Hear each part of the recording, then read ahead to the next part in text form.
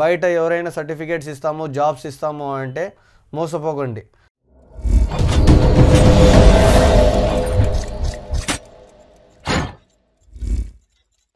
Bro నాకు career gap ఉంది, ఐటీలో జాబ్ వస్తుందా అని కొంతమంది.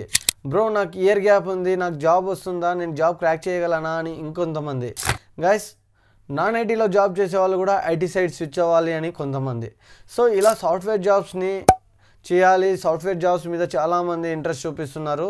సో దీనికి సొల్యూషన్ ఏంటి, అండ్ ఇయర్ గ్యాప్ అంటే ఏంటి, కెరీర్ గ్యాప్ అంటే ఏంటి, అండ్ ఐటీ నుంచి నాన్ ఐటీ నుంచి ఐటీకి స్విచ్ అయిన వాళ్ళకి ఎలా ఏ టెక్నాలజీస్ అయితే నేర్చుకుంటే బెటర్గా ఉంటుంది అనే దాని గురించి ఈరోజు ఈ వీడియోలో డిస్కస్ చేద్దాం. గైస్ మీరు కనుక కొత్తగా ఈ ఛానల్కి వచ్చినట్లయితే ప్లీజ్ సబ్స్క్రైబ్ చేసుకోండి. మీకు రిలేటబుల్గా, మీ డౌట్స్కి రిలేటబుల్గా ఉండే వీడియోలు అండ్ కంటెంట్ ఈ ఛానల్లో ఉంటుంది. డెఫినెట్గా మీకు ఏదో ఒక వీడియో హెల్ప్ఫుల్ అవుతుందని ఆశిస్తున్నాను. మీకు ఏమన్నా డౌట్ ఉంటే కామెంట్లో మెన్షన్ చేయండి, లేదంటే ఇన్స్టాగ్రామ్లో డైరెక్ట్గా డిఎం చేయండి. ఎందుకంటే కొంతమంది డైరెక్ట్గా చెప్పుకోలేరు, 10 మందికి వాళ్ళ ప్రాబ్లమ్స్ అనేది తెలియకుండా ప్రైవసీని మెయింటైన్ చేస్తారు. ఇన్స్టాగ్రామ్లో నా ప్రొఫైల్ మెన్షన్ చేస్తాను, మీరు అక్కడ వచ్చి నాకు చెప్పండి, I will connect with you. First thing ఏంటంటే కెరీర్ గ్యాప్.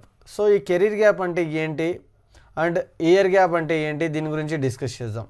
సో చాలామంది కెరీర్ గ్యాప్ అంటే మనం కాలేజ్ పాస్ అవుట్ అయిపోయిన తర్వాత మనం ఖాళీగా ఉండి జాబ్ సెర్చ్ చేస్తుంటాము, మనకు నచ్చిన జాబ్ రాకపోవడం. సో దీన్ని కెరీర్ గ్యాప్ అంటారనమాట.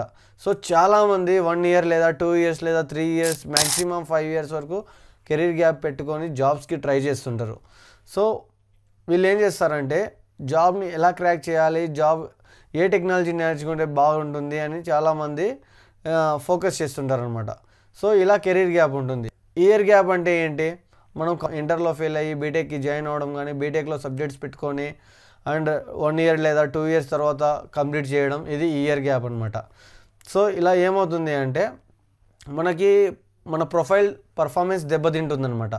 సో మన ప్రొఫైల్ పర్ఫార్మెన్స్ దెబ్బతిన్నప్పుడు మనం ఏం చేయాలి, మంచిగా ఏదైనా ఒక టెక్నాలజీని నేర్చుకొని ఆ టెక్నాలజీ మీద మనం ఇంటర్వ్యూ క్రాక్ చేయడానికి ట్రై చేయాలి. So coming to the interviews, చాలామంది ఇయర్ గ్యాప్ పెట్టుకొని కెరీర్ గ్యాప్ పెట్టుకొని అండ్ నాన్ ఐటీ వాళ్ళు ఈ సాఫ్ట్వేర్ జాబ్స్కి ప్రిపేర్ అవుతుంటారు అనమాట. సో ఇంటర్వ్యూలో మీరు పర్ఫెక్ట్గా ఇంటర్వ్యూ చేసినప్పుడు క్వశ్చన్స్కి ఆన్సర్స్ కరెక్ట్గా ఇస్తే మీకు ఖచ్చితంగా జాబ్ వచ్చే అవకాశం ఉంటుంది. బట్ రియల్ టైం సినారియో అని ఉంటుంది, ఆ రియల్ టైం సినారియో గురించి ఎక్స్పెక్ట్ చేయి. అండ్ మీరు కంపెనీలో ఏ టూల్స్ యూజ్ చేస్తారు వర్క్ అసైన్ చేయడానికి, వర్క్ ఫ్లో చేయడానికి అనేసి కొన్ని క్వశ్చన్స్ అయితే వేస్తారు హెచ్ఆర్స్. సో వాటికి కరెక్ట్గా మనం ఆన్సర్ ఇస్తే డెఫినెట్గా మనకు జాబ్ వచ్చే అవకాశం ఉంటుందన్నమాట. ఈ కెరీర్ గ్యాప్ ఉన్న వాళ్ళందరూ ఏం చేస్తారంటే ఏదో ఒక టెక్నాలజీ నేర్చుకుంటారు. Like Python, Java, HTML, CSS, Java script లేదా సర్వర్ సైడ్ డెవాప్స్ కానీ, లైనక్స్ కానీ ఇలా నేర్చుకుంటారనమాట. సో ఇలా నేర్చుకొని వాటి మీద ఫేక్ ఎక్స్పీరియన్స్ అనేది పెట్టుకొని వెళ్ళి జాబ్ని క్రాక్ చేసుకుంటారు. అండ్ ఇయర్ గ్యాప్ ఉన్నోళ్ళు వీళ్ళు స్టార్టప్ కంపెనీస్లో కానీ ఫ్రెషర్స్గా ఎక్కడైనా జాయిన్ అయిపోవచ్చు అనమాట. లైక్ వీళ్ళకి కొద్దిగా బేసిక్స్ వస్తే చాలు. సో ఈ బేసిక్స్ వచ్చినప్పుడు మనం కరెక్ట్గా ఇంటర్వ్యూ క్రాక్ చేస్తే మంచి ప్యాకేజ్తో జాబ్ కొట్టుకోవడానికి చాలా అవకాశాలు ఉంటాయి. అండ్ నాన్ ఐటీ వాళ్ళు, ఈ నాన్ ఐటీ వాళ్ళు ఏం చేస్తుంటారంటే నాన్ ఐటీలో జాబ్ చేసి ఐటీ సైడ్ స్విచ్ అవ్వాలని ట్రై చేస్తుంటారు. సో వీళ్ళు ఇయర్ గ్యాప్ కానీ కెరీర్ గ్యాప్ కానీ వీళ్ళకి ఛాన్స్ ఉండదు. ఎందుకంటే వీళ్ళు యాజ్ పర్ వీళ్ళ అకాడమిక్స్ తర్వాత కరెక్ట్గా జాబ్ లేక వచ్చేసింటారు అనమాట. జాబ్ చేస్తూ నాన్ ఐటీ నుంచి ఐటీ సైడ్ స్విచ్ అవ్వడానికి వీళ్ళు ఏదో ఒక టెక్నాలజీ నేర్చుకొని వీళ్ళు జెన్యూన్ ఎక్స్పీరియన్స్ పెట్టుకొని వెళ్ళొచ్చు అనమాట. సో ఇలా వెళ్తే డెఫినెట్గా వీళ్ళ ప్రొఫైల్ పర్ఫార్మెన్స్ బాగుందనేసి వీళ్ళకి ఏదో ఒక టెక్నాలజీ మీద జాబ్ ఇస్తారు.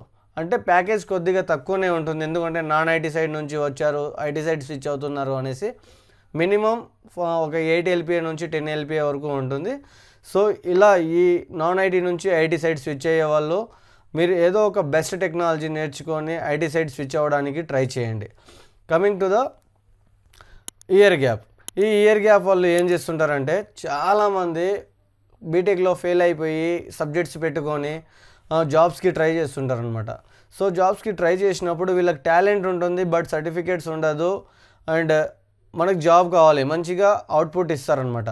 సో ఇలాంటప్పుడు ఏం చేయాలి అంటే గైస్ మీరు జెన్యున్గా వెళ్ళాలి అనుకుంటే డెఫినెట్గా మీకు ఒక డిగ్రీ అనేది ఖచ్చితంగా ఉండాలి, ఒక గ్రాడ్యుయేషన్ అనేది ఖచ్చితంగా ఉండాలి.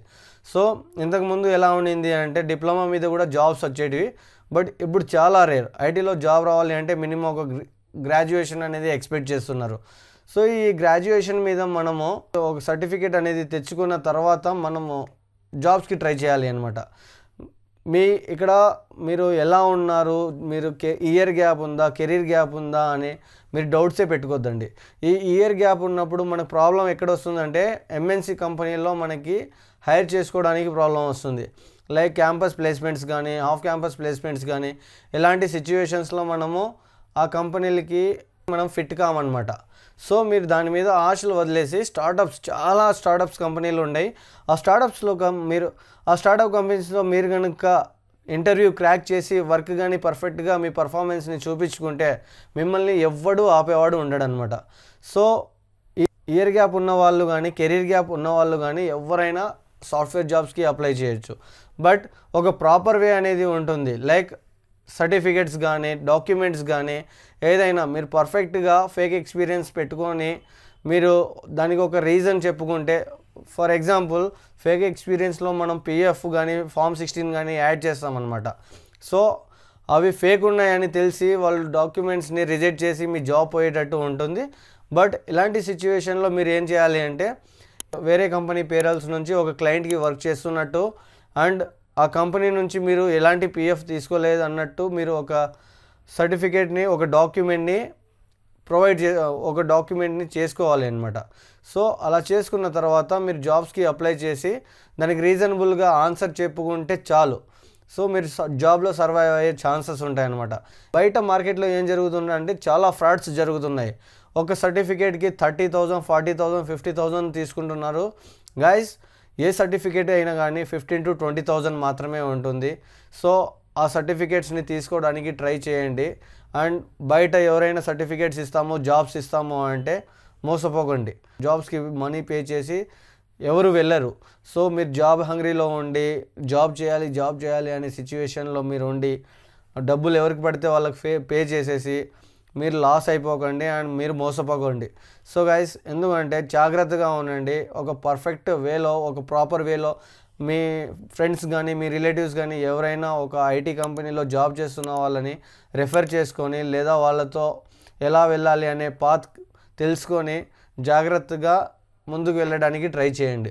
సో గైస్, ప్రతి ఒక్కరికి సాఫ్ట్వేర్లో జాబ్ వస్తుంది అండ్ ఈజీగా తెచ్చుకోవచ్చు మీరు కనుక ఇంటర్వ్యూస్కి పర్ఫెక్ట్గా ప్రిపేర్ అయితే చాలు. So guys, thank you for watching this video.